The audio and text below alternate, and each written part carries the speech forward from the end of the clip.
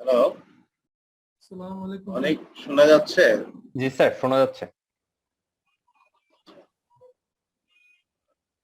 Screen দেখা যাচ্ছে না? জি স্যার। আমরা আজকে যেটা নিয়ে এবং নেক্সট ক্লাসে দুটো স্লাইড নিয়ে আলোচনা করবো। আজকের স্লাইডটা হচ্ছে আসলে কম্পিটিটিভ স্ট্র্যাটেজি। এটা হচ্ছে একটা হলো কম্পারেটিভ আর একটা হলো কম্পিটিটিভ। কম্পারেটিভটা হচ্ছে আসলে কম্পারেটিভ অ্যাডভান্টেজ যেটা আমরা বলি, এই অ্যাডভান্টেজটা হচ্ছে আসলে আমি এর আগে বলেছিলাম যে একটা দেশের বিদ্যমান প্রাকৃতিক সম্পদ ন্যাচারাল রিসোর্স হতে পারে অথবা ন্যাচারাল রিসোর্সের বাহিরে জনসম্পদ হতে পারে, যদি সেই দক্ষ জনগোষ্ঠী নিয়ে জনবহুল দেশ হয়। আমাদের দেশ জনবহুল, বাট আমরা শিক্ষার হার যাই থাকুক না কেন, কিন্তু বিদেশের শ্রমবাজারে আমাদের দক্ষতার মাপকাঠিতে আমরা এই জনগোষ্ঠীকে জনসম্পদে পরিণত করতে পারি না। কিন্তু এছাড়া ন্যাচারাল রিসোর্সও আমাদের যে খুব বেশি আছে এরকম না। আমাদের মিষ্টি পানি আছে, কিন্তু আমরা এটা রপ্তানি করছি না। এখন আমরা দেশের ভিতরেই আমরা কনজিউম করেছি, আমাদের মিষ্টি পানি কোনো আমরা দেশে রপ্তানি করছি না। আর অন্যান্য দেশগুলিতে যেটা হচ্ছে সেটা হচ্ছে, যেমন সৌদি আরবে বা মিডল ইস্টে অনেক দেশে তেলের খনি আছে। আমাদের এই এশিয়া অঞ্চলের ব্রুনাই ছোট্ট একটা দেশ, তারও কিন্তু তেলের খনির কারণে তারা কিন্তু একেবারেই উন্নত দেশের কাতারে চলে গেছে। এবং অবাক করার মতো বিষয় হলো যে একটা দেশ আছে যার কোনো ন্যাচারাল রিসোর্স তো নাই, আমাদের মতো শুদ্ধ মিষ্টি পানি সরবরাহ নাই, সেটা হচ্ছে সিঙ্গাপুর। এবং এই সিঙ্গাপুরের উন্নতির পিছনে বা এই যে উন্নত দেশের তালিকায় প্রথম 10টার মধ্যে 3 নম্বরে উন্নত সিঙ্গাপুর, একটা ছোট্ট দেশ যদিও, কিন্তু তাদের এখানে কোনো ন্যাচারাল রিসোর্স না থাকা সত্ত্বেও তারা ধনী দুটো কারণে। একটি কারণ হচ্ছে তারা অনেক পরে স্বাধীনতা লাভ করেছে, সমুদ্রের মাঝখানে একটা দ্বীপ রাষ্ট্র, Recording in progress. বাট তাদের কমিটমেন্ট আছে উন্নয়নের জন্য এবং তাদের দেশাত্মবোধের কারণে তারা এখানে মালয়, চাইনিজ এবং স্থানীয় লোকজন মিলে কিন্তু একটা সংমিশ্রণ। এখানে অনেক বিদেশি শ্রমিকরাও কাজ করবে, বাংলাদেশি, ইন্ডিয়ান, শ্রীলঙ্কান। তো অন্যটা যেটা তাদের শক্তি, সেটা হচ্ছে Singapore is the fourth type of country. একটা সমুদ্র বন্দর বিশিষ্ট দেশ, সমুদ্র এবং বিমানবন্দরের সুযোগ সুবিধাটা তাদের ওখানে, তাদের জিওগ্রাফিক্যাল লোকেশনের কারণে এই বন্দর দিয়ে জিনিসপত্র আসা যাওয়ার ক্ষেত্রে একটা বড় সুবিধা। বিশেষ করে Recording stopped. তেল, ক্রুড অয়েল যেটা বলি আমরা, যে ক্রুড অয়েলকে তারা হংকং এবং সিঙ্গাপুর পোর্ট দিয়ে এশিয়া অঞ্চলের মধ্যে ডিস্ট্রিবিউশন করে।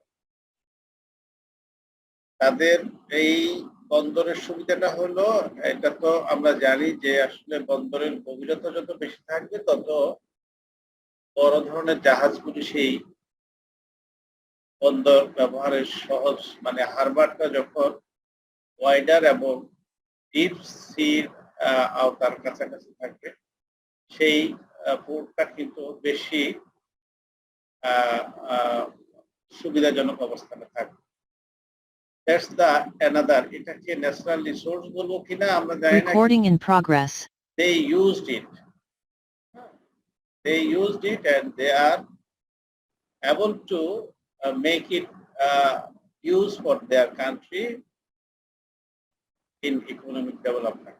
So তারা এটা সক্ষম হয়েছে যে তাদের দেশে এরকম সমুদ্র বন্দর তৈরি করে সেই মালামালকে তারা বিভিন্ন দেশে ডিস্ট্রিবিউশন সুযোগ করে দেওয়া, অর্থাৎ বিভিন্ন দেশের জাহাজ সেখান থেকে মালামাল লোডিং আনলোডিং এর সুযোগ পাচ্ছে।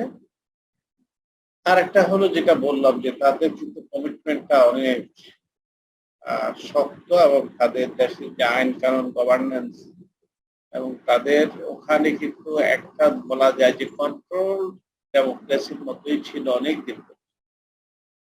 এখনো আছে। ওরা ওই তার গণতন্ত্র টন্ত্র এইসব আসলে ওদের কথা হলো যে economic development is the main wheel of the development of the country, এবং সেটার ইকুইটেবল যেই জিনিসটা আমরা দেখলাম যে এমপ্লয়মেন্ট এবং গ্রোথ, এই দুটো জিনিস তারা এনশিওর করেছে। প্লাস ওখানে তাদের distribution of wealth is very, তাদের যে করাপশন, তাদের দেশে যে ধরনের রিসোর্স অন্য দেশে চলে যাওয়া, এই জিনিসগুলি তাদের দেশে নাই। এবং আমি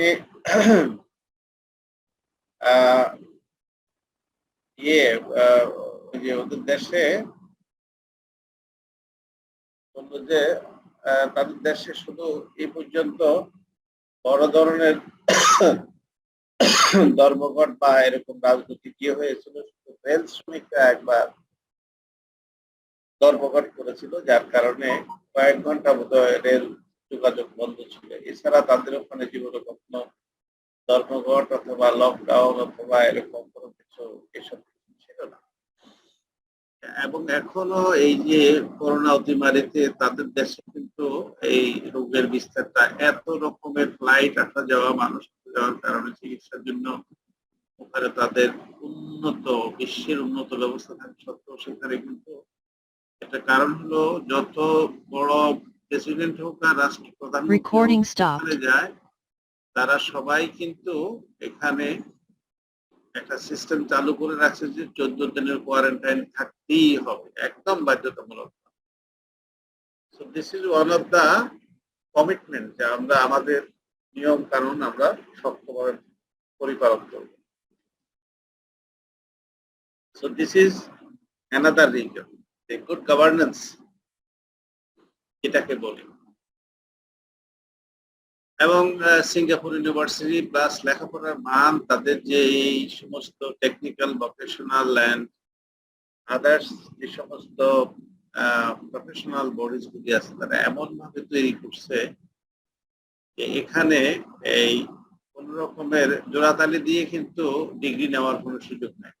সো তার মানে হচ্ছে যেই মানুষগুলি তৈরি হচ্ছে, they are very much capable to run the country. Anyway, আমি সিঙ্গাপুরের কথা বললাম যে কম্পারেটিভ অ্যাডভান্টেজের কথা বলতে গিয়ে, কম্পারেটিভ অ্যাডভান্টেজের কারণে হ্যাঁ, কিছু কিছু দেশ তো অবশ্যই, ব্রুনাইয়ের কথা বললাম, ব্রুনাইয়ের রাজবংশ প্রায় 70 বছর ধরে সেই দেশে শাসন করছে, কোনো নির্বাচন নাই, গণতন্ত্র নাই, দেশ কিন্তু চলছে, মানুষও কিন্তু না খায় নেই, গরিব নাই, ধনী এবং উন্নত দেশ, সবকিছু একটা ইয়ে আছে, কাউকে কোনো ট্যাক্স দিতে হয় না, বাচ্চা এবং বয়স্ক লোকজন যারা আছে তাদের চিকিৎসা ফ্রি। তো এরকম কিন্তু কম্পারেটিভ অ্যাডভান্টেজের মধ্যে যদি আমরা মিডল ইস্টকে বলি যে তাদের তেলের খনি আছে, কিন্তু আবার কম্পারেটিভ ডিসঅ্যাডভান্টেজের মধ্যেও আছে অনেক দেশ, সেটা হলো আফ্রিকান কান্ট্রি বা আমাদের এশিয়ার মধ্যে যেমন লাওস, কম্বোডিয়া, এদের কিন্তু ল্যান্ডলক কান্ট্রি, এদের কোনো সমুদ্র বন্দর, নদী বন্দর তেমন একটা নেই, সব দেশের নাই, ম্যাক্সিমাম দেশের নাই, দুই একটা দেশের আছে।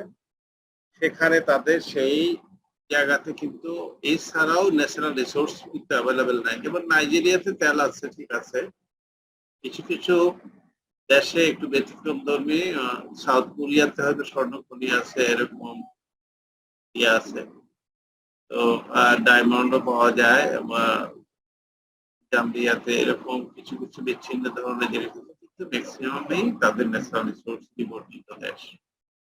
আবার ন্যাচারাল রিসোর্স কিন্তু ইউরোপেও খুব বেশি একটা আছে এরকম না, ডেনমার্ক, সুইডেন, নেদারল্যান্ড, সুইজারল্যান্ড, তারপরে এই সমস্ত কান্ট্রিগুলি, ব্রাসেলস, লুক্সেমবার্গ, ইভেন ফ্রান্স, জার্মানির কথা যদি বলি, they don't have much natural resources, but what they have,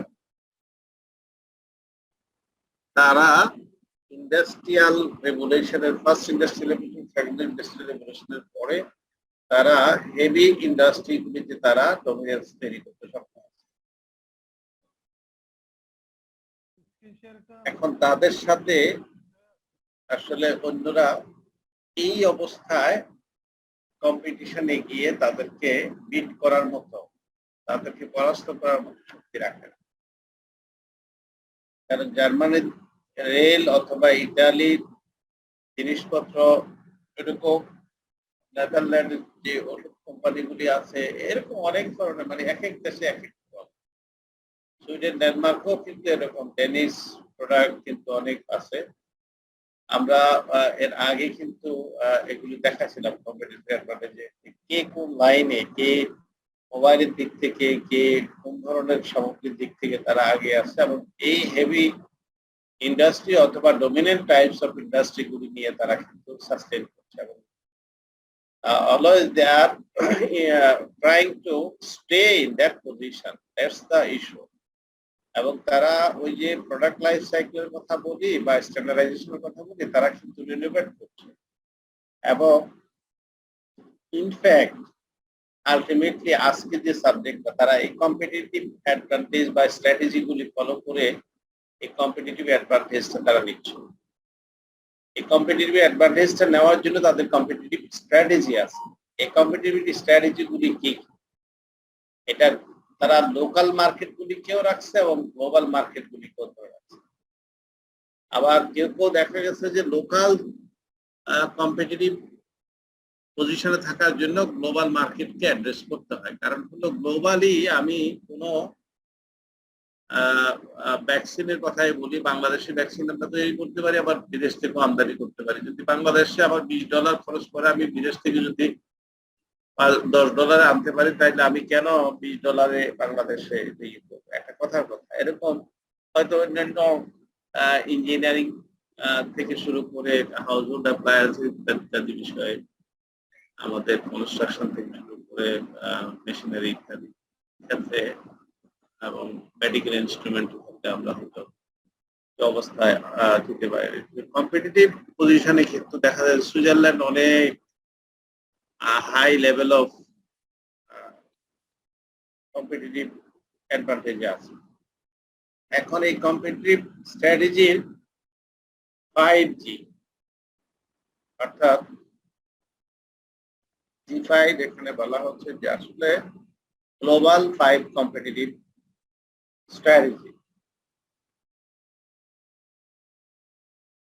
এই গ্লোবাল কম্পিটিটিভ স্ট্র্যাটেজিটা কিন্তু ডমিনেটিং কান্ট্রি গুলি যে সমস্ত ইন্ডাস্ট্রি নিয়ে তারা কম্পিটিশন বা তারা অন্যদের উপরে প্রভাব খায় দিকে আছে, অন্য দেশে এই ধরনের কারখানা তৈরি হওয়ার সুযোগও দিচ্ছে না, এবং তৈরি করলেও তাদের সাথে কম্পিটিশনে দিতে পারবে না, কিছু উদ্যোগ নিচ্ছে না। এখন তারা সেই কারণে কি করেছে, তারা কতগুলি স্ট্র্যাটেজি অ্যাডাপ্ট করেছে। সেই স্ট্র্যাটেজি গুলি যদি আমরা এরকম দেখি, যে একটা হচ্ছে প্ল্যাটফর্ম স্ট্র্যাটেজি, একটা network strategy, intermediary strategy, entrepreneur strategy and investment strategy. তার মানে এই 5টা স্ট্র্যাটেজি নিয়ে কিন্তু কম্পিটিটিভ স্ট্র্যাটেজিটা গ্লোবাল লেভেলে বিদ্যমান আছে। এখন গ্লোবাল কম্পিটিটিভ স্ট্র্যাটেজি মধ্যে কি কি আছে, অর্থাৎ কোন কোন এরিয়াগুলি এই গ্লোবাল কম্পিটিটিভ, যেমন home, supplier, home country, home বলতে হোম কান্ট্রি, তারপরে সাপ্লায়ার কান্ট্রি বা supplier partner and customer countries of competitors. যেমন বাংলাদেশকে যদি আমরা ধরে নেই, যে বাংলাদেশ এখন জার্মানি থেকে, চায়না থেকে রেল ইঞ্জিন সংক্রান্ত জিনিসপত্র আনবে। সুতরাং এখানে চায়না থেকে আনা যাবে, কিন্তু দেখা যাবে চায়নার জিনিসের যে গ্যারান্টি বা ওয়ারেন্টি অথবা যে এটা লংজিটিভিটি, এটা হচ্ছে কিন্তু জার্মানি অনেক বেশি স্ট্রঙ্গার এবং অনেক বেশি টেকসই জিনিস দিতে পারে। সুতরাং দাম বেশি হলেও আমরা অনেক সময় মনে করি যে আমার তো ইনভেস্টমেন্ট ক্যাপাসিটি কম, সুতরাং I should go for such a area to buy the things that it will not require to replace within next 20 years. আমাকে তো কষ্টের টাকা আমাকে যেটা করতে হবে, আমি কোথা থেকে করবো, কিভাবে করবো? যেমন আমাদের পদ্মা সেতু করা হচ্ছে, চায়নারা তৈরি করছে, ফাইন্যান্সিং করছে, কিন্তু অনেক জিনিস কিন্তু আমরা ইতালি, জার্মানি, এখান থেকে আমরা ফ্রান্স থেকে আমরা নিয়ে আসছি। কারণ আমি জানি যে আমাকে এটা টেকসই প্রজেক্ট হিসাবে রাখতে হলে আমাকে দীর্ঘমেয়াদী চিন্তা করতে হবে। তো যার কারণে এই যে আমরা কোন দেশের কাস্টমার, কোন দেশের পার্টনার, কোন দেশের সাপ্লায়ার এবং কোন দেশকে আমরা কম্পিটিটর হিসাবে চিন্তা করব এবং কম্পিটিটিভ অ্যাডভান্টেজটা আমি কিভাবে তৈরি করবো সেটা। কারণ আমার সাথে যে একদম কম্পিটিটর নাই মার্কেটে এরকম না, একেবারে আমি যে মনোপলি বিজনেস করছি এরকম না। আমি যেটা বললাম যে কম্পিটিটর আছে, বাট কম্পিটিটরের মধ্যে ডমিনেটিং কোম্পানিজ গুলি যে সমস্ত দেশ থেকে আগের থেকে তৈরি হয়ে আছে, তাদের economy of scale and economy of স্কোপের কারণে তারা কিন্তু মার্কেটে একটা অ্যাডভান্টেজের মধ্যে আছে। সেকেন্ড যে জিনিসটা গ্লোবাল কম্পিটিটিভ স্ট্র্যাটেজির মধ্যে আছে সেটা হলো differences in global value connection. ওই যে আমি কিছুক্ষণ আগে বললাম যে আমি যদি চায়না বা জার্মানির সাথে তুলনা করি, তাহলে আমাকে ভ্যালু জাজমেন্ট এখানে তৈরি করতে হবে এবং আমার এই কানেকশনটা কিন্তু ভ্যালু জাজমেন্ট দিতে হবে। অ্যাকচুয়ালি ভ্যালু জাজমেন্টটা হচ্ছে এখানে not only perception but based on the quality and other যে সমস্ত ফিচার্স আছে প্রোডাক্টের, সেগুলিকে আমরা কনসিডারেশনে নিয়ে আসি। এবং differences in products, brand, technology. যেমন কিছু জিনিস আছে এগুলি ব্র্যান্ড, আমরা টয়োটাকে তো ব্র্যান্ড বলি, তাই না? যতই ইন্ডিয়ান গাড়ি বা থাইল্যান্ড, মালয়েশিয়ান গাড়ি আমরা এখানে পাচ্ছি বিভিন্ন ভাবে, কিন্তু আমরা জাপান থেকে ইম্পোর্ট করা এই কন্ডিশন গাড়িগুলো কিন্তু আমরা ওইটাকে ব্র্যান্ড হিসেবে ধরে নিই। এবং we know that the technology regarding the vehicle like sedan car is based in Japan.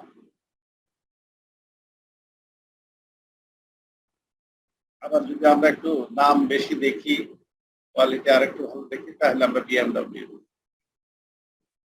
তারপরে differences in impacts of political, legal and regulatory, climate, trade agreement on countries policies. এখন অনেক সময় ইচ্ছা করলো এখানে কিন্তু একটা করে যে রাজনৈতিক, আইনগত, বিধিগত বিষয়গুলি কিন্তু অনেক সময় এই বড় বড় কান্ট্রি যারা বিভিন্ন সময়ে আমদানি রপ্তানি করে, তারা কিন্তু এই সরকারের রাজনৈতিক সরকারের সাথে কিন্তু একটা লেয়াজো বা একটা সম্পর্ক তৈরি করে।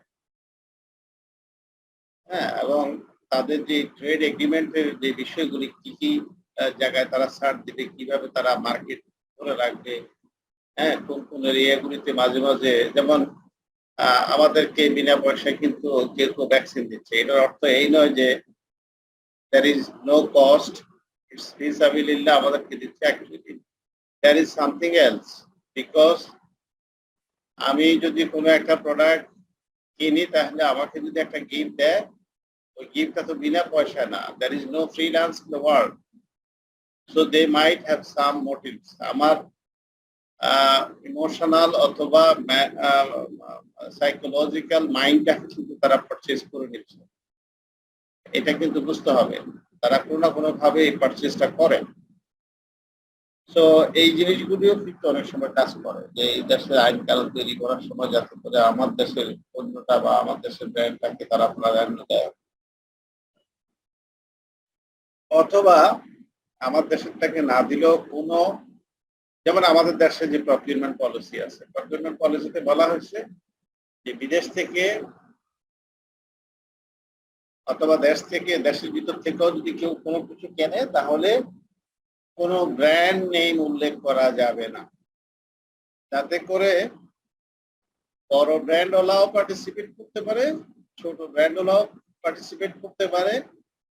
সুতরাং এখানে প্রাইস কম্পিটিশন তখন থাকে, ঠিক আছে, কিন্তু অনেক সময় স্পেসিফিকেশনে গিয়ে দেখা যাচ্ছে যে প্রাইস লো দেওয়ার সত্ত্বেও সেই স্পেসিফিকেশনে বা যে কারিগরি কোয়ালিটি, যেগুলি কারিগরি রিকোয়ারমেন্টস যেগুলি, সেগুলি হয়তো ফুলফিল করতে পারে না। এই জন্য এখানে বলা হয় যে কোনো ব্র্যান্ড উল্লেখ করে কিন্তু গভর্নমেন্ট টেন্ডার করতে পারবে না। আমি মেডিকেল ইকুইপমেন্ট কিনবো, আমি এই সমস্ত যন্ত্রপাতি কিনবো, ইন্ডাস্ট্রিয়াল মেশিনারিজ কিনবো, এগুলি ব্র্যান্ড উল্লেখ করা যাবে না। প্রাইভেট সেক্টর হয়তো এমনি যে কেউ করতে পারে, সেই ক্ষেত্রে কোনো বাধা নেই, কিন্তু government, since the government is the major stake holder, এবং গভর্নমেন্ট হয়তো বড় ধরনের কেনাকাটা গভর্নমেন্ট করে, গভর্নমেন্টের একাই হয়তো দেখা যায় যে 1,00,000 কোটি টাকার কেনাকাটা হচ্ছে সমস্ত অর্গানাইজেশন, সেই ক্ষেত্রে ব্র্যান্ডের উল্লেখ থাকতে হবে।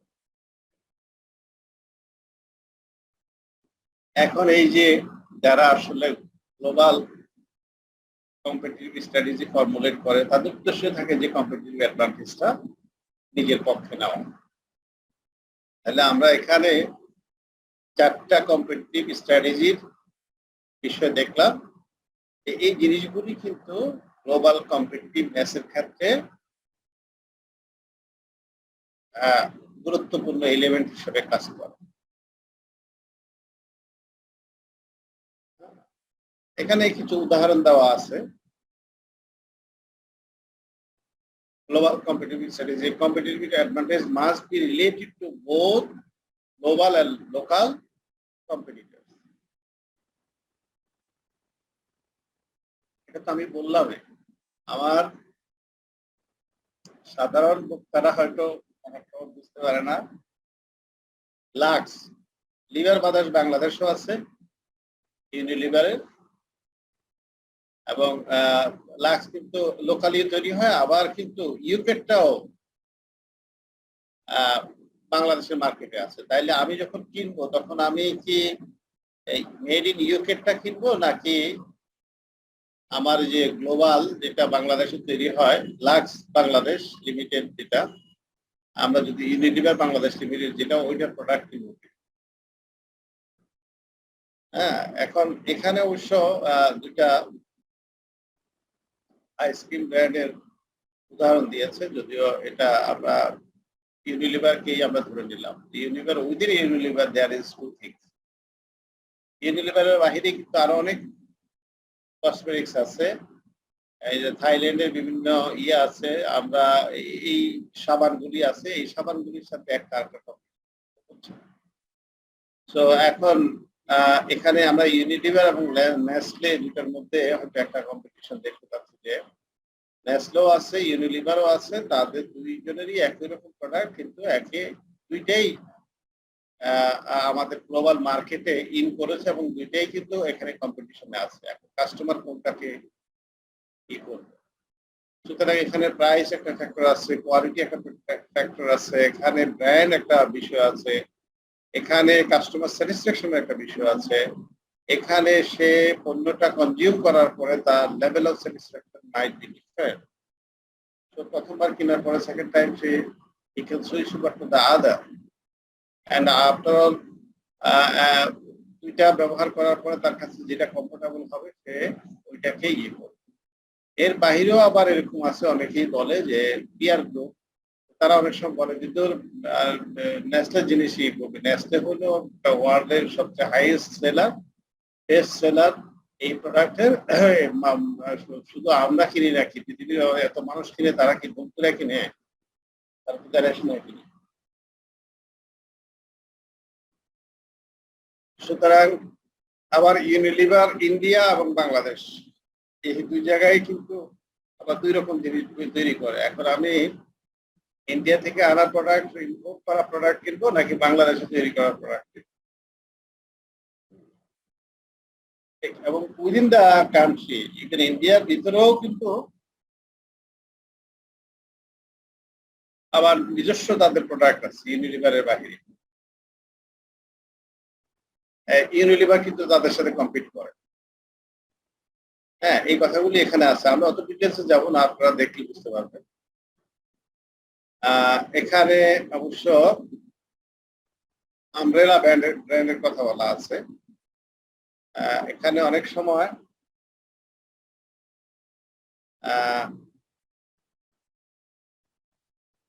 আমব্রেলা ব্র্যান্ড বলতে নেসলের একাধিক প্রোডাক্ট। এটা সুপার মার্কেটে বিক্রি হয়। ওই যে বলা হচ্ছে এখানে ইন্টারন্যাশনালটাও আসে, লোকালেই তারা প্রডিউস করে।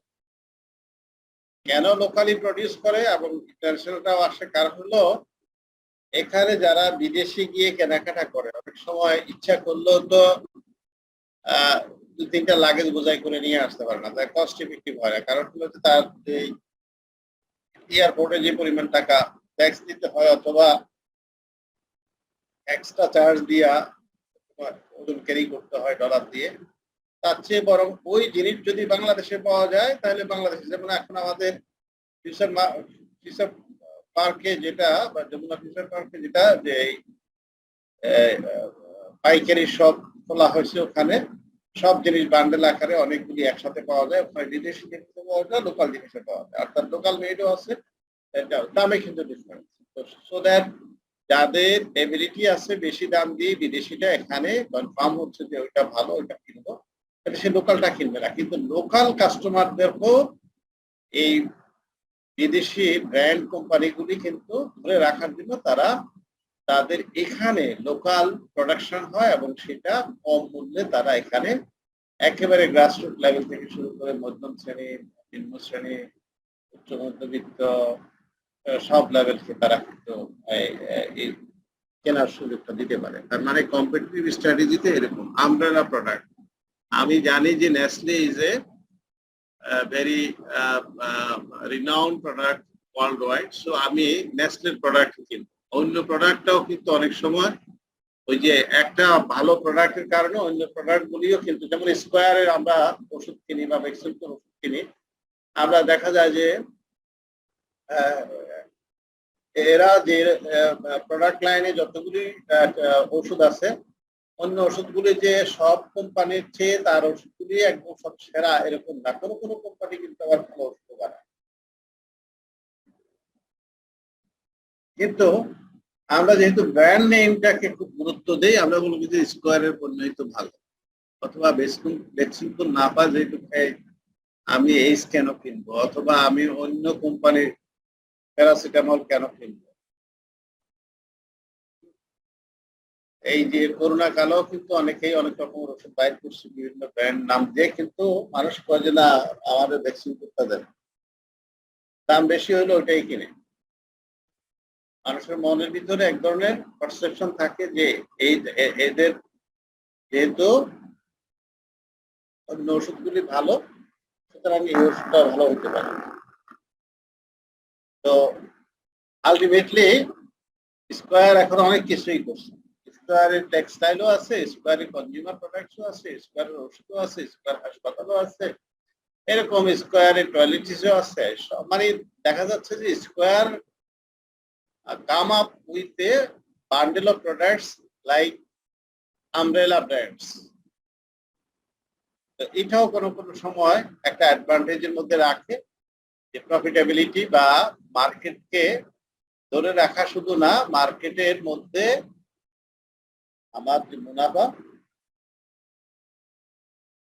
সেটা অন্যদের তুলনা হয়ে গেছে। এখন আমি যে আমব্রেলা প্রোডাক্টের মাধ্যমে আমার কর্পোরেশনের প্রফিটটা বাড়াইলাম, আমি যদি পত্রিকায় ঘোষণা দেই যে স্কোয়ার কোম্পানি বা ভ্যাকসিনকো কোম্পানি ফাইন্যান্সিয়াল ইয়ার 2020-21 এত কোটি টাকা মুনাফা করেছে, তার মানে অনেক সময় অনেকে বলে ও আসলে তো সত্যি এই কোম্পানি তো আসলে অনেক ভালো ভালো জিনিস বিক্রি করে এবং তার কাস্টমার সংখ্যা বেশি, নিশ্চয়ই তাহলে এত শত কোটি এত হাজার কোটি তারা মুনাফা করে লোকাল মার্কেটে থাকে। তারা ওইটাও কিন্তু অনেক সময় অনেককে মোটিভেট করে বাই দেয়ার প্রোডাক্টস। এই যে আমব্রেলা প্রোডাক্টস নিয়ে তারা যখন মার্কেটে থাকে তখন তাদের একটা প্রোডাক্ট কম চলতে আরেকটা প্রোডাক্ট দিয়ে তারা কিন্তু ওই লাভটা উঠায় নেয়, বা মানুষও কিন্তু অনেক সময় ওই প্রোডাক্টটা কিনতে গিয়ে এটাও কিনে ফেলে। এই ইনফেরিয়রটাও কিন্তু তার ওই অন্য আরেকটা ভালো একটা ব্র্যান্ডের ওইটার থেকে এই কনফিডেন্সটা তার মধ্যে তৈরি করে। সো এখন আমরা এতক্ষণ যে কথাগুলি বললাম ইন জেনারেল গ্লোবাল এবং লোকাল অবস্থান বলে কম্পিটিটিভ স্ট্র্যাটেজি। এবার আমরা প্ল্যাটফর্ম স্ট্র্যাটেজির কথা বলব। প্ল্যাটফর্ম স্ট্র্যাটেজিটা আসলে কি? প্ল্যাটফর্ম বলতে আমরা বুঝি যে আমরা একটা অবস্থান তৈরি করি, যে অবস্থানে মোটামুটি কাছাকাছি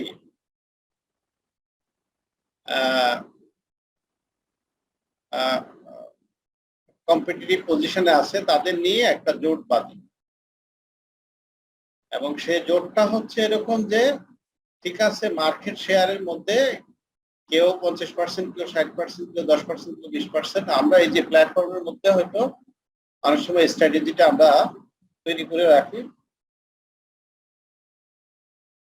এই জন্য যে যাতে করে আমরা এই 10টা কোম্পানির বাইরে অন্য নতুন কোনো কোম্পানি আসতে না পারে। এখন আমাদের প্রোডাক্ট যে সারা জীবন চলবে, অন্যরা যে নতুন কোনো টেকনোলজি নিয়ে আবার ভালো জিনিস নিয়ে আসবে না এরকম তো নিশ্চয়তা দেওয়া যায় না। তারা কি করে, ঠিক আছে এগুলি স্ট্যান্ডার্ডাইজ করবো বা এগুলি রিভার্টিলাইজ করার জন্য আমরা কিছু কৌশল অবলম্বন করবো, যাতে করে আমরা এই technological innovation and research development করে আমরা এটা শেয়ার করব। এখন এরপরেও কিন্তু কিছু চ্যালেঞ্জ থেকে যায় প্ল্যাটফর্ম স্ট্র্যাটেজি, যে আমরা একটা প্ল্যাটফর্মে আসলাম, আমরা কিছু বিষয়ে ঐক্যমতে পোষণ করলাম এবং সে অনুযায়ী আমরা সামনের দিকে অগ্রসর করবো। But there is still challenge থেকে যায়, সেটা হলো গ্লোবাল মার্কেট সাইজ। এখন আমরা পৃথিবীতে তো শত শত দেশ আছে, শত শত দেশে কিন্তু এই 600 থেকে 700 ভোক্তা আছে। এই ভোক্তাদের মধ্যে কিন্তু বিভিন্ন বয়সের আছে, বিভিন্ন ইনকাম গ্রুপের আছে, বিভিন্ন ক্লাইমেটিক জোন আছে, বিভিন্ন টেস্ট এন্ড ফ্যাশনের বিষয় আছে, ইত্যাদি ইত্যাদি এরকম। অর্থাৎ এখানে কেউ পুরানো জিনিস ধরে রাখতে চায়, কেউ নতুন জিনিস চায়, এটা একদম নতুন নতুন জিনিস আসবে, নতুন নতুন জিনিসকে তারা এমব্রেস করবে। আবার কেউ বলে যে না আমরা পুরানোটাই ব্যবহার করব, আমাকে আগেরটাই দাও, নতুন জিনিস আমি চালাতে জানি না, এইটুকু জানি না। আমাদের যেমন এখনো অনেক আমাদের বয়সী অবশ্য, আপনাদের বয়সে জানি না, আপনাদের বয়সে থাকতে পারে, অনেকেই বলে যে আমার ফেসবুক নাই, হোয়াটসঅ্যাপ, এই ইমো, ফাইবার, এত কিছু আমি এগুলি বুঝি না, কেন করে, কেমনে কথা বলে, কেমনে ওপেন করে, কেমনে অ্যাকাউন্ট ওপেন করে, নানান রকম টেকনোলজি ব্যবহার করার জন্য কিন্তু অনেকেরই এখন পর্যন্ত অনীহা আছে, এবং ওই অ্যান্ড্রয়েড সেটের দরকার নাই, এগুলি থাকলে শয়তানে ধরে, নানান রকম মানে মাথার মধ্যে অনেক কিছু কাজ করে। আসলে পজিটিভ থিঙ্কিং এর মধ্যে থাকলে বা পজিটিভ যদি ইউজ করে সেই টেকনোলজিটাকে, তাহলে কোনো সমস্যা নাই। যেমন উই আর টকিং নাও, আমরা কিন্তু এখন এই যে ক্লাস নিচ্ছি, এটা কিন্তু যদি ইয়ে না থাকতো, করোনা অবস্থা না থাকতো, তাহলে আমরা সামনাসামনি ক্লাস নিতাম, এটার একটা বেনিফিট আছে সামনাসামনি ক্লাস নেওয়ার। বাট কিন্তু আমরা আমাদের করোনা কালে যদি টেকনোলজি ইউজ করা আমরা না শিখি, না জানি, না করতে পারি, তাহলে হবে কি, আমি তো স্থবির হয়ে গেলাম, আমি ক্লাসরুমও হলো না, এটাও হলো না। তার মানে আমাকে কিন্তু হুইলটাকে মুভ করাইতে হবে। বল তো বন্ধ রাখা যাবে না, খেলা যদি বন্ধ হয়ে যায় তাহলে তো মাঠের জঙ্গল তৈরি হয়ে যাবে। তো এই জন্য এখানে গ্লোবাল মার্কেট সাইজ যেটার কথা বলা হচ্ছে, চ্যালেঞ্জটা যে এখানে আমার যে প্রোডাক্টটা আছে, প্ল্যাটফর্ম স্ট্র্যাটেজিতে বলা হচ্ছে যে এটা যদি স্ট্যান্ডার্ডাইজেশন না করা হয়, তাহলে ওই 10 জন মিলে যে প্ল্যাটফর্ম তৈরি করছে, যে কোনো একজন সেখান থেকে ড্রপ আউট হয়ে যেতে পারে, সমস্যায় পড়তে পারে। সেই জন্য তারা এই একে অপরকে সহযোগিতাও করে। আবার বলা হচ্ছে লোকাল ডিফারেন্সিয়েশন এন্ড কাস্টমাইজেশন, যেটা আমি বললাম যে লাক্সের সাইজ কিন্তু ইংল্যান্ডেরটা অনেক বড়, হ্যাঁ, আর বাংলাদেশেরটা কিন্তু এখন হাত ধোয়ার জন্য একটা বাইক করছে, মানে এটা ছোট বলতে 15-20 দিন ব্যবহার করলেই ভালো করে এখন এই করোনার মধ্যে এটা শেষ হয়ে যায়। আমরা যদি ডেটল সাবান দেখি, ওইটাও একই অবস্থা, ছোট সাইজ আছে, মাঝারি সাইজ আছে, বড় সাইজ আছে। তো এখানে লোকাল ডিফারেন্সিয়েশনটাও কিন্তু একটা ইম্পর্টেন্ট। তাহলে স্ট্র্যাটেজিটা কি? প্ল্যাটফর্ম স্ট্র্যাটেজিটার মূল কথা হলো determine best combination of global and local activities for competitive advantage. এখানেও কিন্তু লোকাল এন্ড গ্লোবাল দুইটাই এখানে দরকার। স্ট্যান্ডার্ডাইজেশন নিয়ে এখানে কথা বলা হয়েছে, কাস্টমাইজেশন নিয়ে বলা হয়েছে, কস্টের কথা বলা হচ্ছে এক্সাম্পল দিয়ে। আমরা এগুলিকে প্ল্যাটফর্ম স্ট্র্যাটেজির মধ্যে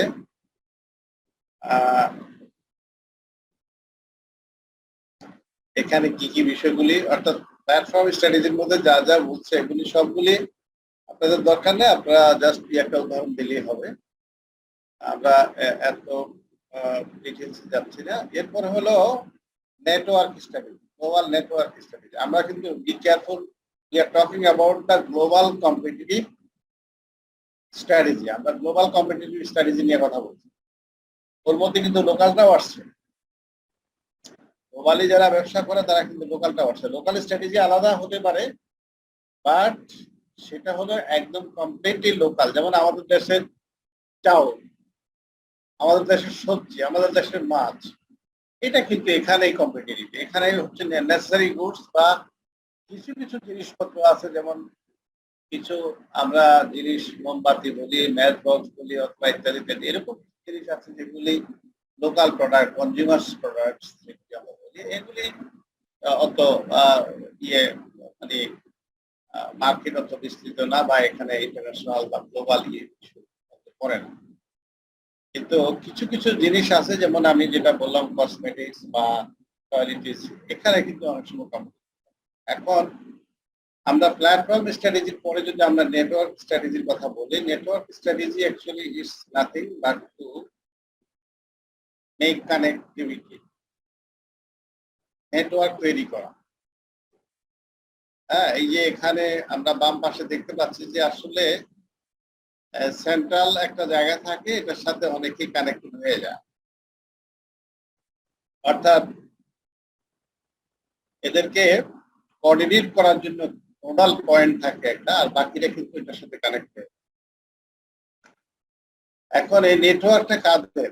এটা সাপ্লায়ারদের, এটা কাস্টমারদের, এটা স্ট্র্যাটেজিক পার্টনার যারা আছে তাদের নিয়ে হতে পারে। এবং এখানেও কিন্তু উদ্দেশ্য হলো গ্লোবাল সাইজটা, গ্লোবাল মার্কেটটাকে ধরে রাখা এবং গ্লোবাল রিচ, যেটা আমরা যে দেশগুলিকে গ্লোবাল রিচ বলতে যে সমস্ত দেশগুলিকে আমরা অ্যাড্রেস করছি, নতুন নতুন মার্কেট আরো তৈরি করা, অথবা এক্সিস্টিং মার্কেটে আমরা তাদের চাহিদা অনুযায়ী এই নেটওয়ার্কের মাধ্যমে সেই পণ্য বা সেবা সাপ্লাই দেওয়া। হ্যাঁ, অনেক সময় স্ট্র্যাটেজিক পার্টনারশিপটাও কিন্তু নেটওয়ার্কের মাধ্যমে তৈরি হয়। Use network to provide local customization. যেমন বাংলাদেশের ঘরবাড়ির সিস্টেম একরকম, আমরা যদি দেখি থাইল্যান্ডের ঘরবাড়ির সিস্টেম আরেক রকম, চাইনিজদের আরেক রকম। এই যে তাহলে কাস্টমাইজেশন করবো কিভাবে? আমি লোকাল নিডের উপরে। হ্যাঁ, এই নেটওয়ার্কটাও কিন্তু আমরা অনেক সময় এটা শুধু যে বাড়িঘর এরকম না, অন্য জিনিসের ক্ষেত্রে যেমন পোশাক আশাকের ক্ষেত্রে হতে পারে, যেমন অন্যান্য মেশিনারিজের ক্ষেত্রে হতে পারে, মেডিকেল ইকুইপমেন্টস এর ক্ষেত্রে হতে পারে, ইত্যাদি ইত্যাদি। Network relationship generates competitive advantage. এই যে বলা হচ্ছে লাস্ট যেটা, আসলে নেটওয়ার্ক স্ট্র্যাটেজির উদ্দেশ্য হলো to build up the relationship, যাতে করে যে কয়জনে মিলে এই নেটওয়ার্কের মধ্যে থাকবে তারা যাতে একটা অ্যাডভান্টেজ নিতে পারে, কম্পিটিটিভ অ্যাডভান্টেজ নিতে পারে, অর্থাৎ অন্য কম্পিটিটরের বিরুদ্ধে তারা এই জোটবদ্ধ হয়ে নেটওয়ার্কের মাধ্যমে তারা সেই সুবিধাটা নিতে পারে। এখন গ্লোবাল নেটওয়ার্ক স্ট্র্যাটেজি কিরকম হতে পারে? এখানে সেলার এবং বায়ার, এখানে 12টা লিঙ্ক দেওয়া আছে, নিচে 7টা লিঙ্ক দেওয়া আছে। একটা হতে পারে সেলার টু বায়ার, আরটা হতে পারে seller to buyer, but there might be someone in between.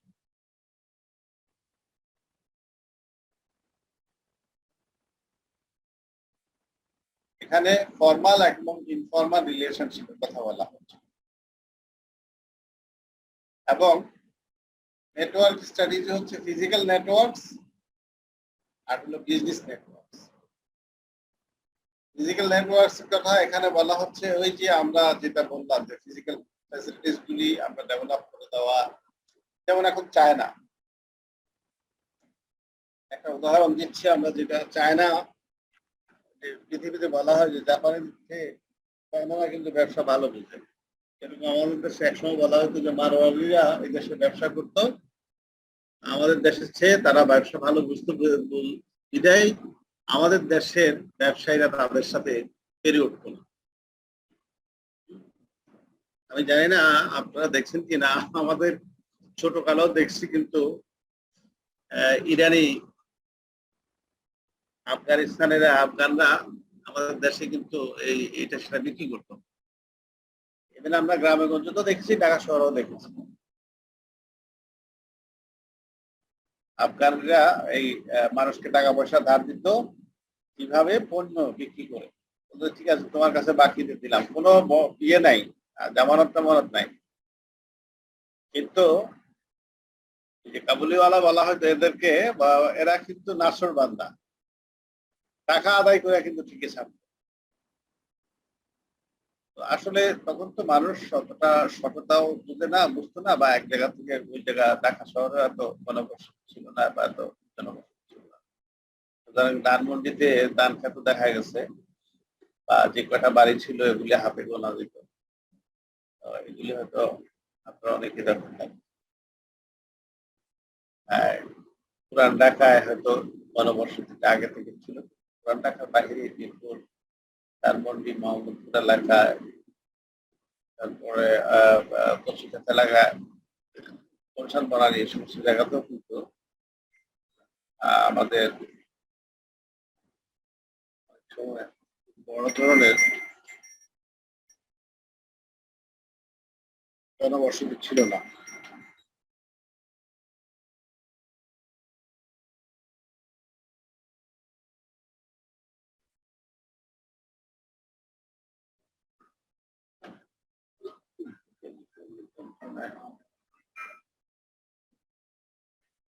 Hello,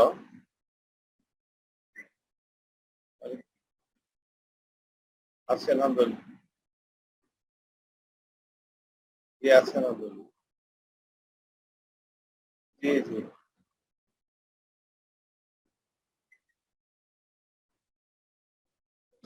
আমার কণ্ঠ ভালো করে বুঝতে পারছি না।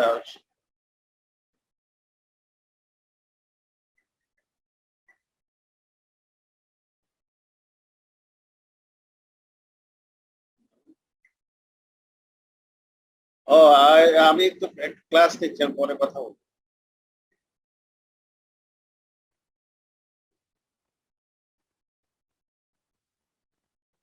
তো আমরা যে কথাগুলি বলছিলাম যে এরকম একটা অবস্থা ছিল এক সময়, কিন্তু সেই অবস্থা থেকে এখন চেঞ্জ হয়ে গেছে। আর সেই অবস্থায় নাই, এখন টেকনোলজি। তো এখন নেটওয়ার্ক স্ট্র্যাটেজির মধ্যে এসে এই যে কমিউনিকেশন, এখানে ট্রান্সপোর্টেশন, এখানে এনার্জি, এখানে লজিস্টিক্স, এই যে ফিজিক্যাল, আমি চায়নার কথা বললাম, চায়না কিন্তু এখন রাস্তা বানাচ্ছে। চায়না কিন্তু তার মার্কেট তৈরি করা এবং একটা নিউ ইকোনমিক কলোনির মতো অবস্থান তৈরি করার জন্য আফ্রিকান অনেক দেশে কিন্তু তারা ফাইন্যান্স করছে। তাদের প্রজেক্ট গুলি সরাসরি চায়না ফাইন্যান্সিং করে, সেখানে কিন্তু তারা এটা তাদের লোকজন দিয়ে সেটা আবার তৈরি করে দিচ্ছে। এটা কিন্তু জাপানিরাও করছে, যেমন আমাদের মেট্রো রেলের ক্ষেত্রে জাপানের অনেক বড় ধরনের। Recording in progress.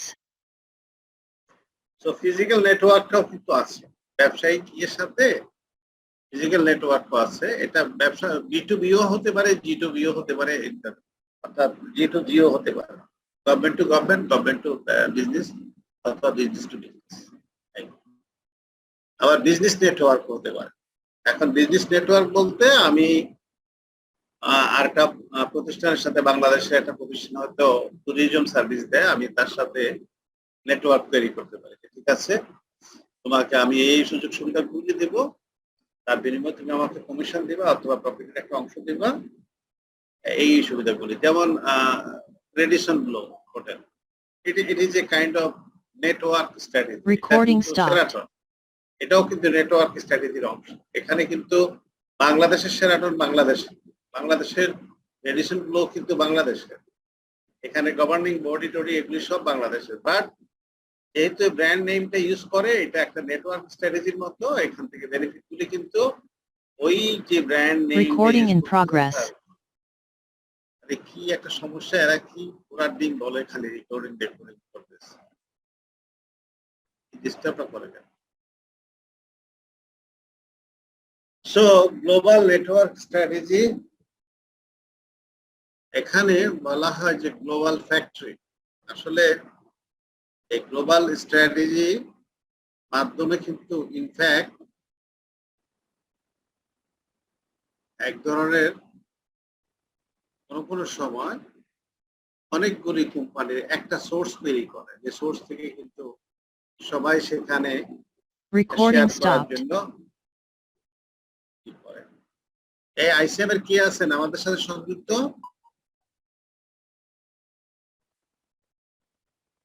Hello,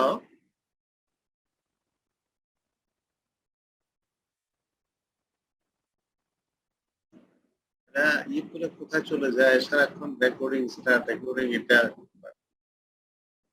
so এখানে গ্লোবাল স্ট্র্যাটেজির আরো অনেকগুলো উদাহরণ, নেটওয়ার্ক স্ট্র্যাটেজির আরো অনেকগুলো উদাহরণ দেওয়া আছে।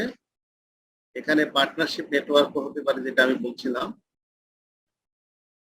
এখানে উদাহরণ দেওয়া আছে global network partnership network strategy, যেমন স্যামসাং, এরিকসন, সোনি। এখানে যেরকম আমাদের বাংলাদেশে আমরা বাংলা লিংক এবং রবির একসাথে হয়ে গেছে, দেখতে পাচ্ছি। তো পার্টনারশিপ স্ট্র্যাটেজি হতে পারে, ফ্র্যাঞ্চাইজ নেটওয়ার্ক হতে পারে। এবার আমরা আসি গ্লোবাল ইন্টারমিডিয়ারি স্ট্র্যাটেজি, 3 নাম্বার। এখন এই 3 নাম্বার স্ট্র্যাটেজি হলো ইন্টারমিডিয়ারি। ইন্টারমিডিয়ারি তো আমরা জানি যে আসলে কেউ মধ্যস্থতা করে, মধ্যস্থতা করে কিন্তু একটা স্ট্র্যাটেজি রিলেশনশিপ তৈরি করে। এখন match maker, market maker, agent, এই 3টা ভাগে ভাগ করা হয়েছে ইন্টারমিডিয়েট। সরি, ম্যাচ মেকার হলো এই যে বায়ার এবং সেলারকে এক জায়গায় নিয়ে আসে। মানে হলো যে এখানে ওই যে আমাদের দেশে আমরা অনেক সময় C&F এজেন্ট দেখি, বা এখানে আমরা একটা ইন্টারমিডিয়ারি গ্রুপ দেখি, যারা কি করে ইম্পোর্ট এক্সপোর্টের লাইসেন্স করে তারা ওই এই দেশ থেকে পণ্য আনে এখানকার ব্যবসায়ীদের কাছে বিক্রি করে। আবার মার্কেট মেকারও আছে এদের মধ্যে, যারা প্রমোশনাল অ্যাক্টিভিটিস গুলি করে। আর একটা হলো এজেন্ট, যে এখন রিপ্রেজেন্টেটিভ দিয়ে দেয় যে ঠিক আছে তুমি আমার এজেন্ট হিসাবে ওখানে বাংলাদেশে কাজ করবা বা ইন্ডিয়াতে কাজ করবা। যেমন এখানে আমরা ওয়াটার পিউরিফিকেশনের জন্য অনেকগুলি কোম্পানির প্রোডাক্ট আমরা মার্কেটে দেখি, এরা কিন্তু এজেন্ট তৈরি করে, এজেন্টের মাধ্যমে টিভির কথা বলি আমরা, রেফ্রিজারেটরের কথা বলি, ইত্যাদি ইত্যাদি, এগুলি এজেন্ট। এবং এই এজেন্টরা কিন্তু কখনো কখনো অ্যাসেম্বলও করে, যে ওখান থেকে নিয়ে আসে, আইনে অ্যাসেম্বল করে ওই ব্র্যান্ড দিয়েই কিন্তু তারা ওই নাম দিয়েই ওই এখানে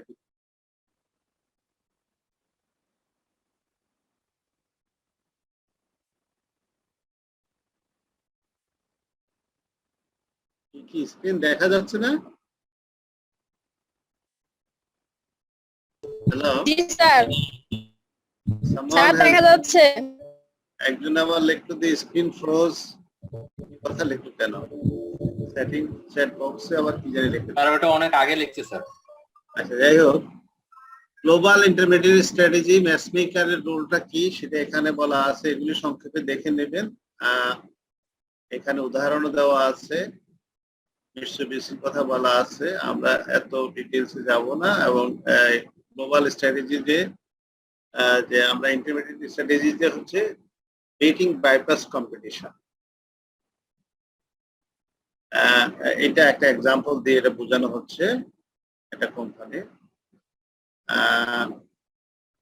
এখানেও কিন্তু একটা উদাহরণ দিয়েছে যে গ্লোবাল মার্কেটে মার্কেট মেকার কিভাবে ই করে, মার্কেট মেকার কারা আছে, যেমন কারগিলের কথা বলা আছে, মিত্তাল, সিম্যাক্স, পিপিএমকো, ইবে।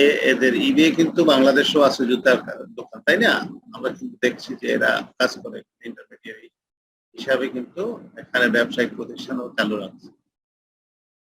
এরা এজেন্টও তৈরি করতে পারে, ইন্টারমিডিয়ারি এজেন্টের তিনটা, ম্যাচ মেকার, মার্কেট মেকার এবং এজেন্ট, এই তিনটা তৈরি। এবার আমরা 4 নম্বরে চলে আসি, গ্লোবাল এন্টারপ্রেনিউরশিপ বা এন্টারপ্রেনিউর স্ট্র্যাটেজি। উদ্যোক্তা তৈরি করা, উদ্যোক্তা তৈরি হওয়া এবং উদ্যোক্তা তৈরি করা, এটা হলো আসলে উদ্দেশ্যটা কি? উদ্দেশ্যটা হলো bring buyers and sellers together in new combinations. এখানে একটা মার্কেটের চিহ্ন দেওয়া হচ্ছে, এই কম্বিনেশনে কিন্তু দেখা যাবে যে ইন্ডিয়ান জিনিসও আছে, থাইল্যান্ডের জিনিসও আছে, চাইনিজও আছে, বাংলাদেশিও আছে। মানে আমরা এখানে এন্টারপ্রেনিউরশিপ তৈরি করে দিই, এন্টারপ্রেনিউরশিপ তৈরি করে দিই মানে হলো এখানে উদ্যোক্তা তৈরি করছে এই সেন্সে, যাতে করে আমার বায়ার এবং সেলাররা, আমরা যে যে স্ট্র্যাটেজি নিয়েছি এই স্ট্র্যাটেজির মাধ্যমে লোকাল এন্টারপ্রেনিউর তৈরি হলো, কিন্তু সে আমাদের প্রোডাক্টটা বিক্রি করবে বায়ারদের কাছে সেলার হিসাবে। এবং অনেকগুলি সেলারকেও কিন্তু তারা ইনভাইট করে, মানে একাধিক সেলার তৈরি করে একাধিক শহরে, যদি দেশের সাইজ বড় হয়, জিওগ্রাফিক্যাল এরিয়া যদি অনেক বড় হয় সেখানে। এবং সেখানে নিউ প্রোডাক্টস তারা ওখানে সাপ্লাই দেয় নিউ কাস্টমারদেরকে, নিউ কান্ট্রিজ গুলিকে তারা অ্যাট্রাক্ট করার জন্য। এবং যে সমস্ত ইনোভেটিভ যে প্রোডাক্ট গুলি আছে বা এক দেশ থেকে আরেক দেশ থেকে যে জিনিসগুলি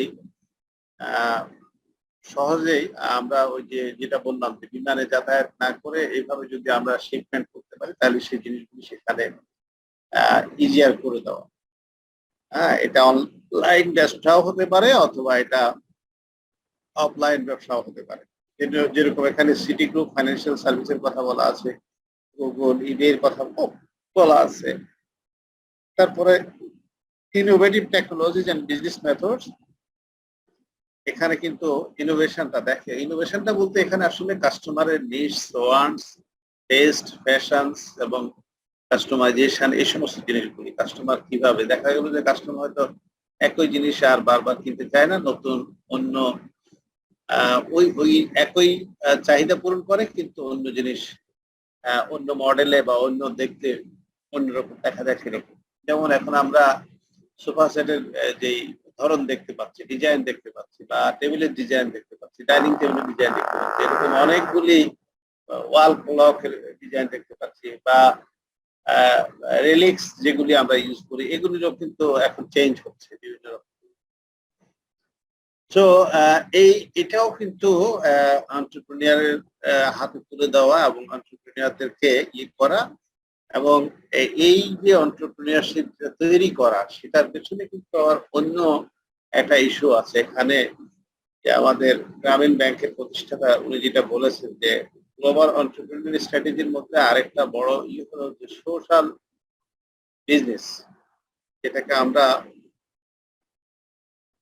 বলেছি যে এদের মোটিভ কিন্তু শুধুমাত্র প্রফিট হবে না, বরং যে মুনাফাটা হবে সেই মুনাফাটা রিইনভেস্টমেন্ট হবে। এখানে কোম্পানিতে চাকরি করবে যারা, তারা মোটামুটি মার্জিনালাইজড গ্রুপ, তারা সেই পণ্য তৈরি করবে এবং সেখান থেকে যে লাভটা হবে সেই লাভটা রিইনভেস্টমেন্ট হবে। এবং সোশ্যাল বিজনেসের ক্যারেক্টারটাই হচ্ছে এরকম যে আসলে এন্টারপ্রেনিয়ারশিপ তৈরি হবে। যেমন আমরা যে আরোগ্যের কথা বলি বা আরো কি আছে এরকম, তো বাংলাদেশে আরো অনেকগুলি ব্রাকের কি একটা দোকান আছে না, ব্রাকেরও তো প্রোডাক্ট আছে, ব্রাকেরও আছে আরবেরও আছে, এখানে শিক্ষা প্রতিষ্ঠান থেকে শুরু করে বিজনেস হাউস সবই আছে। এই সোশ্যাল বিজনেসের একটা বড় কথা হলো যে এখানে আমরা আসলে এন্টারপ্রেনিয়ার তৈরি করব, এই লোকাল প্রোডাক্ট দিয়ে আমরা জিনিসপত্র তৈরি করব, অথবা বিদেশি প্রোডাক্ট নিয়ে আসলো আমরা সেটাকে কাস্টমাইজ করে লোকাল মার্কেটে সেল করার জন্য সেটা কি করবো। এখন বিদেশ থেকে আমরা কাপড় নিয়ে আসি, এখানে এনে ফতুয়া বানাই, অথবা শাড়ি ডিজাইন করি, অথবা শাড়িকে নকশি কাঁথা বানাই, ইত্যাদি ইত্যাদি নানান রকম। তো এই জায়গাটাই কিন্তু অনেক সময় যেটা হয় সেটা হলো যে এই সমস্ত এন্টারপ্রেনারশিপ ডেভেলপ করার জন্য কম্পিটিটিভ স্ট্র্যাটেজিতে যেটা হয় সোশ্যাল বিজনেসে অথবা এন্টারপ্রেনিয়ার যদি তৈরি করতে হয় তাহলে তাদেরকে, এটা কিন্তু উন্নত বিশ্বেরই একটা আইডিয়া আর কি, যে এদের তো মূলধন নাই, এদের তো বিনা জামানতে এদেরকে মূলধন সরবরাহ করতে হবে। যে আমরা অ্যাঞ্জেল ক্যাপিটালের কথা বলছি, আমরা ভেঞ্চার ক্যাপিটালের কথা বলছি, যে ওই অবস্থায় তো তাকে কেউ আসলে কোনো কমার্শিয়াল ফাইন্যান্সিয়াল ইনস্টিটিউশন দিবে না টাকা। তো কি করতে হবে, মাইক্রো ক্রেডিট দিতে হবে, জামানতবিহীন তাকে সুযোগ দিয়ে তাকে উঠাইতে হবে। এবং এটাও কিন্তু একটা গ্লোবাল এন্টারপ্রেনার স্ট্র্যাটেজি, যে আমি কিন্তু আমার উদ্দেশ্য সাধন করার জন্যই আমি এই মাইক্রো ক্রেডিট সুবিধাটা তাদেরকে দিয়ে দেব, যাতে করে তারা সেখানে তাদের এই অবস্থাটা তৈরি করতে পারে এবং সেই ব্যবসার ছোট ছোট জায়গায় কিন্তু আমার পণ্যটা বড় মার্কেট তৈরি করে দিতে পারে, ছোট ছোট গ্রামে গঞ্জে সব জায়গায়।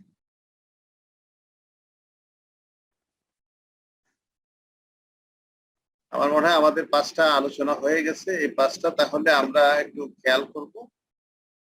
দিস 5 স্ট্র্যাটেজি পরীক্ষায় নরমালি অনেক সময় শর্ট নোট থাকে, অথবা বলা হয় যে competitive discuss different types of competitive strategy. এখানে উদাহরণ দিয়ে যার যতটুকু, এখানে স্লাইড ইজ এনাফ, সব উদাহরণ দিতে হবে এরকম না, দুই একটা উদাহরণ দিয়ে যদি কেউ লেখে তাহলে they will get the good marks. 10-এর মধ্যে 8, 9ও পাইয়া যায় অনেকে এই লেখাটুকু এগুলি লিখতে, উদাহরণ এখান থেকে দিয়ে এবং এই কথাগুলি গুছাইয়া জাস্ট ওন ল্যাঙ্গুয়েজে লিখে দিতে পেয়ে গেল। তো আমি মনে করি যে this slide is also with you. কি ঠিক আছে? আমি অনেক না স্যার, এই স্লাইডটা আমাদের কাছে নাই স্যার। থাকার কথা কেন? স্যার আমি ওই যে গতকাল আপনি স্যার হ্যান্ড আউট দিয়েছিলেন, হ্যান্ড আউটের ভিতরে আমাদের লাস্ট দুটা পেয়েছি 26, 27, 28, 29 হ্যান্ড আউটটা নেই, 30টা আছে, মানে সাজেশনেরটা টোটাল 30টা হ্যান্ড আউট সম্ভবত মনে স্যার। আর লেকচার শিটের এই স্লাইডটা তো নাই আমাদের। আচ্ছা, লেকচার শিট দিয়ে দেব, আর যেটা নাই সেটা আমি দেখবো কোনটা যায়নি। আচ্ছা, এখন আমরা সাজেশনটা পাইনি, এটা একটু দিয়ে দিয়েছেন কেন? এটা তো দিয়ে দেওয়া হয়েছে, দিয়েছে সাজেশন স্যার, আগেই দিয়ে দিয়েছে, এগুলো একদম ফার্স্টের ক্লাসের দিকেই স্যার এগুলো দিয়ে দিয়েছে, দু একটা মিস হয়েছে সেগুলো স্যার এখন দিচ্ছে। হ্যাঁ, আপনারা দেখে নিন আপনাদের যে বাস্কেটের মধ্যে যেগুলি দেওয়া হয়েছে, এটা ভালো করে না দেখলে মানুষ মিসিং মনে হতে পারে, কিন্তু আসলে আছে। এরপরেও কোনো কিছু দরকার হলে আপনারা অনেকের সাথে কি করতে পারবেন। হ্যাঁ, আমার সাথে যোগাযোগ করলাম, দিয়ে দিব। ঠিক ঠিক আছে, অনেক হয়তো আমরা এই একটা প্রশ্ন গত যেটা আমরা আলোচনা করেছিলাম যে প্রাইস রেগুলেশনের জন্য সরকার কম্পিটিশন যে সিস্টেম পলিসি আছে গভর্নমেন্টের কম্পিটিশনের জন্য আসলে কোনো আইনগত রেগুলেটরি কোনো মেজার্স আছে কিনা, যে কম্পিটিটিভ অবস্থা বিরাজ করা বা পণ্যের মূল্য নিয়ে প্লাস আনহেলদি কম্পিটিশন যেটা আমরা বলি, যে এই কম্পিটিশন গুলি থাকা উচিত কিনা। এটা বিভিন্ন দেশে কিন্তু আইন কানুন করে বলা হচ্ছে যে নেটওয়ার্ক স্ট্র্যাটেজি থাকবে বা প্ল্যাটফর্ম স্ট্র্যাটেজি থাকবে, কিন্তু এরকম হবে না যে তাদের খারাপ উদ্দেশ্যে তারা প্ল্যাটফর্মটা তৈরি করছে বা নেটওয়ার্ক স্ট্র্যাটেজি তৈরি করছে বা এজেন্ট নিয়োগ করছে, অথবা তারা একচেটিয়া সুযোগ নেওয়ার জন্য তারা এই কম্পিটিশন রুদ্ধ করে দেওয়ার জন্য তারা বায়ার বা সেলারদেরকে কনভিন্স করছে। সেই জন্য আমরা বাংলাদেশে একটা আইন আছে, এটা আপনারা জানেন কিনা, বাংলাদেশ কম্পিটিশন কমিশন, এটা একটা কমিশন কিন্তু আছে, সরকার এটা চেয়ারম্যানও নিয়োগ করেছে এবং সদস্য আছে, plus it is working with some objectives. এখন এখানে আমরা কম্পিটিশনের সংজ্ঞাটা বোঝার চেষ্টা করে নেই আগে। কম্পিটিশনটা কি? কম্পিটিশনটা আসলে এটা তো ঐতিহাসিক যুগ ছিল, এখনো আছে, সামনেও থাকবে। তো 1776 সালের যে ওয়েলথ অফ নেশনস, যেটা অ্যাডাম স্মিথের সংজ্ঞা, সে বলেছিল competition drives economics to produce best outcomes. সে খুব পজিটিভ সেন্সে বলছে কম্পিটিশন থাকা ভালো। কম্পিটিশন থাকলে সবাই চাইবে যে কাস্টমারদের স্যাটিসফ্যাকশন কিভাবে নেওয়া যায়, নতুন জিনিস কিভাবে আনা যায়, ভালো জিনিস কিভাবে ছাড়া যায়, মূল্যটা কিভাবে কম্পিটিটিভ করলে কাস্টমাররা ভালো জিনিস কম দামে কিনতে পারে। তো অ্যাডাম স্মিথ তো আমরা জানি মার্কেট ইকোনমি জনক বা ওয়েলথ ইকোনমির প্রবক্তা, অর্থনীতিবিদ। আবার রিসেন্ট একটা সংজ্ঞাও আছে, competition in product and factor markets is crucial to achieve high rates of economic growth and employment. এটা এডিবি রিপোর্টের স্টাডিতে আসছে 2005 সালে।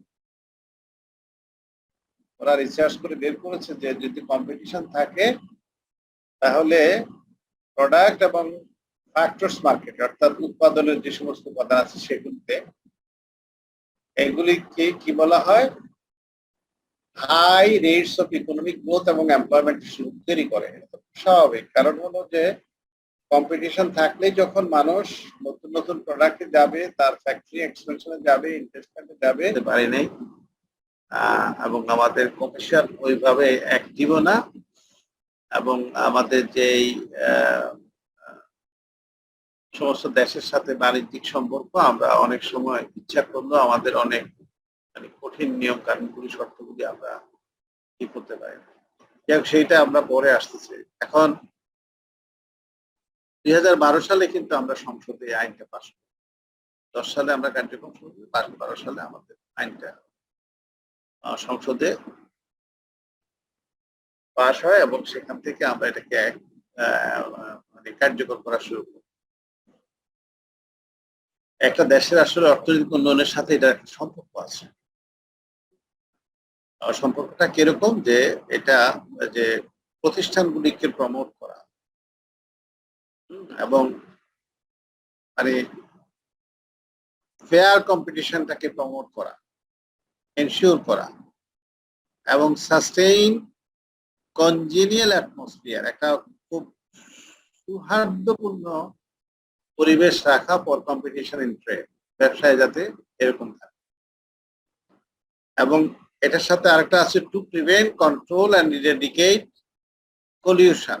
কম্পিটিশন মানে হচ্ছে যে আমি তোমাকে তোমার ব্যবসা প্রতিষ্ঠানে আগুন লাগাই দিব, তোমাকে অপহরণ করে নিয়ে যাব, এরকম যাতে না, মনোপলি বা অলিগোপলি যাতে তৈরি না। যদিও আমাদের দেশে অনেক সময় এটা হয়, সিন্ডিকেট করি আমরা অনেক সময়, এগুলি বন্ধ করার জন্য।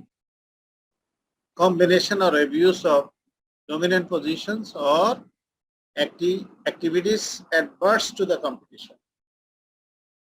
কম্পিটিশনের বিপরীতধর্মী কোনো কাজ করা, যে সংজ্ঞাগুলি বলা হলো তার বাইরে গিয়ে, তাহলে এই আইনটা করা হয়েছে কিছু জিনিস প্রমোট করা আর কিছু জিনিস বন্ধ করার জন্য, অর্থাৎ প্রতিরোধমূলক ব্যবস্থা, আবার হলো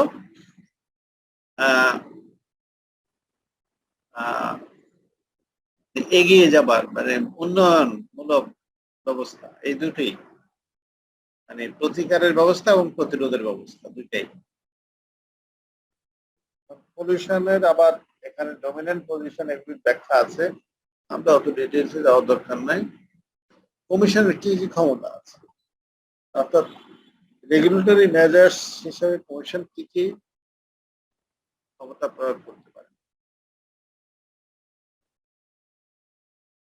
এখানে বলা হচ্ছে কমিশন দেশের যে সিভিল প্রসিডিউর কোড আছে, কোড অফ সিভিল প্রসিডিউর 1908 সালে, যেটা আমরা সিভিল কোর্টে যে আইনটা ব্যবহৃত হয়, সিভিল কোর্টে যে জজ সাহেবরা বিচার করেন, সিভিল কোড প্রসিডিউর যেটা আমরা কোড অফ সিভিল প্রসিডিউর যেটা আমরা সিপিসি বলি, কোড অফ সিভিল প্রসিডিউর, ওইটা এখতিয়ার কিন্তু এই কমিশনের আছে। অর্থাৎ এখানে সিভিল আইন বলতে বোঝানো হয় একটা লোককে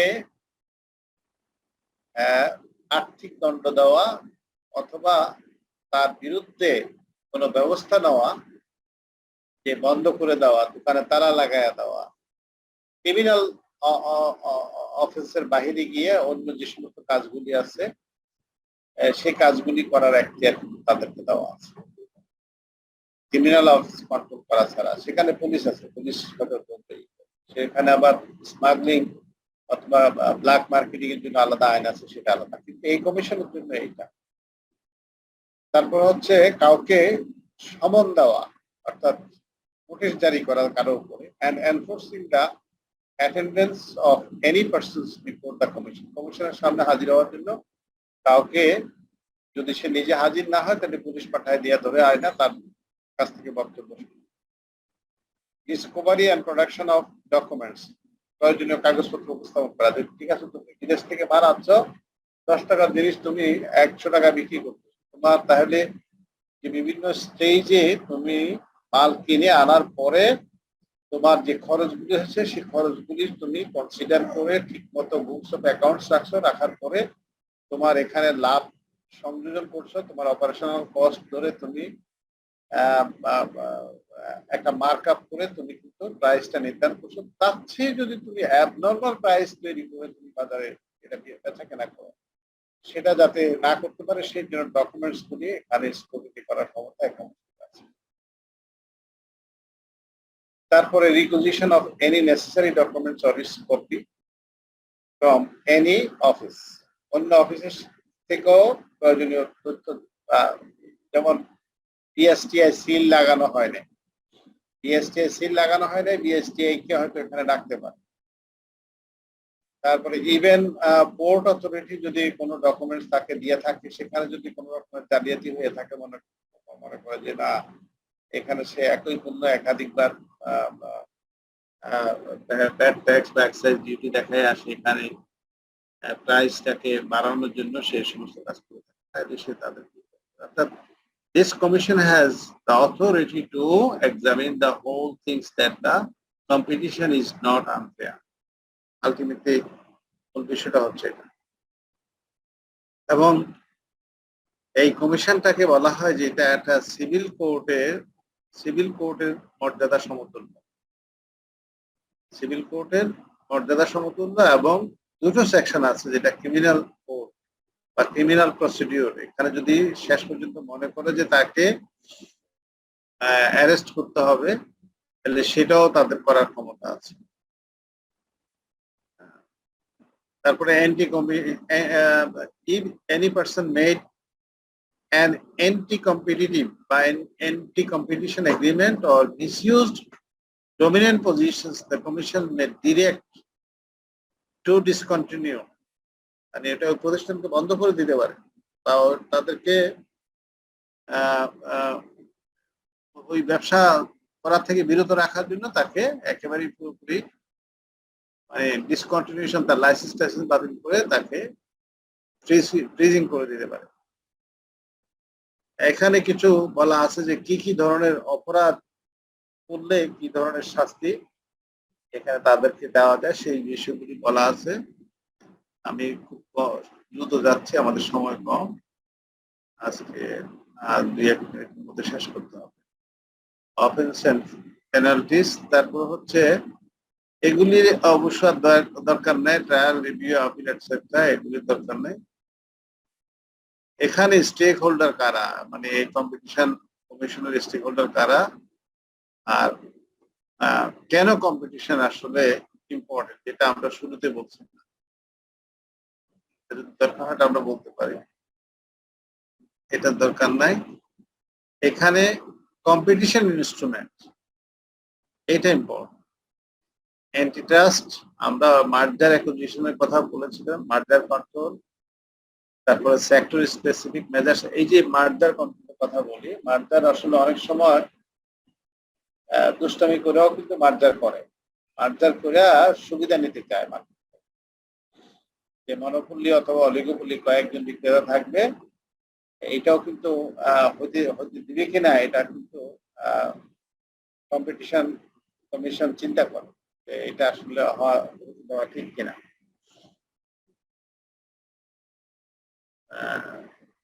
হাউ কম্পিটিশন টেকস প্লেস, এটা অত বেশি দরকার নাই। অবশ্য এখানে এটা পড়লে ভালো যে কিভাবে কম্পিটিশন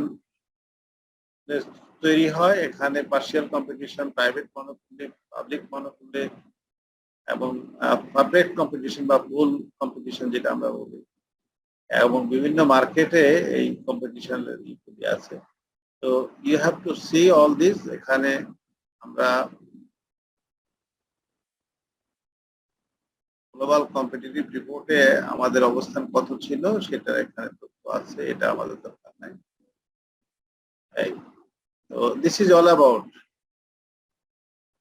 দ্য কম্পিটিশন কমিশন। এখন তাহলে এখান থেকে আমরা শিখবো কি, এই কম্পিটিশন ইনস্ট্রুমেন্ট যেটা লাস্ট বললাম, আসলে বাংলাদেশে কম্পিটিশন, আনহেলদি কম্পিটিশন রিডিউস করার জন্য রেগুলেটরি মেজার্স কি কি আছে এই আইনের মধ্যে সেটা বলে দেওয়া আছে, এবং তাদের কি কি ক্ষমতা আছে, কি কি করতে পারে, সেই জিনিসগুলি এখান থেকে শেখা। এটা 10 মিনিট পড়লে এখান থেকে এটা পছন্দ হয়ে থাকে। আমার মনে হয় আমরা আজকে এখানে শেষ করি, নেক্সট ক্লাসে আমরা কি করব, ওভারঅল একটু আলোচনা করব আগামী মঙ্গলবার দিন ইনশাআল্লাহ। Thank you.